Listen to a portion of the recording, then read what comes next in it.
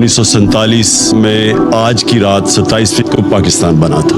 پہلے ہم سب کو سمجھنا چاہیے کہ ایک بہت بڑی خواب کا نام پاکستان تھا۔ یہ کوئی عام ملک نہیں بنا تھا، یہ واحد ملک بنا تھا اسلام کے نام پہ، اور اس میں ایک بڑا نعرہ تھا کہ پاکستان کا مطلب کیا، لا الہ الا اللہ۔ سارے بر صغیر کے مسلمانوں کی کوششوں سے، ان کی ووٹ سے پاکستان بنا تھا۔ جو آج 20 کروڑ لوگ ہندوستان میں ہیں، ان کے جو بڑے تھے ان کو پتہ تھا کہ وہ پاکستان میں نہیں رہنا، اس کے باوجود انہوں نے اس خواب کے پیچھے ووٹ دی تھی پاکستان کو۔ تو یہ ایک علامہ اقبال کی جو خواب تھی وہ ہمیں سب کو سمجھنا چاہیے، کیونکہ جو ایک قوم اپنے نظریے کو کھو بیٹھتی ہے وہ قوم کا وجود ختم ہو جاتا ہے۔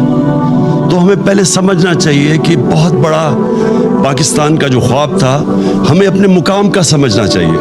تو آج اس عبادت کی رات میں سب سے آپ سے چاہوں گا کہ آپ دعا کریں پاکستان کے لیے، کہ ہم اس خواب کی طرف جائیں جو بدقسمتی سے ابھی تک ہم نہیں جا سکے۔ یاد رکھیں، ہمارا جو قرارداد مقاصد تھا اس میں واضح تھا کہ پاکستان نے ایک اسلامی فلاحی ریاست بننا تھا، اور وہ مدینہ کی ریاست کے اصولوں کے اوپر کھڑا ہونا تھا۔ وہ جو تھی مدینہ کی ریاست، وہ ایک نبی صلی اللہ علیہ وسلم کی سنت تھی کہ اللہ نے ہمیں حکم دیا تھا کہ ان کے قدموں پہ، ان کے شریعہ پہ، ان کے راستے پہ چلو۔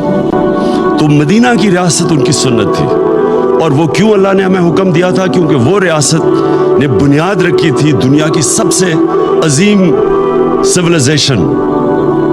مسلمان نے کئی 100 سال دنیا کی امامت کی، ہر طرح سائنسدان بھی ٹاپ مسلمان تھے، ہر کلچر میں، تہذیب میں سب سے آگے تھے۔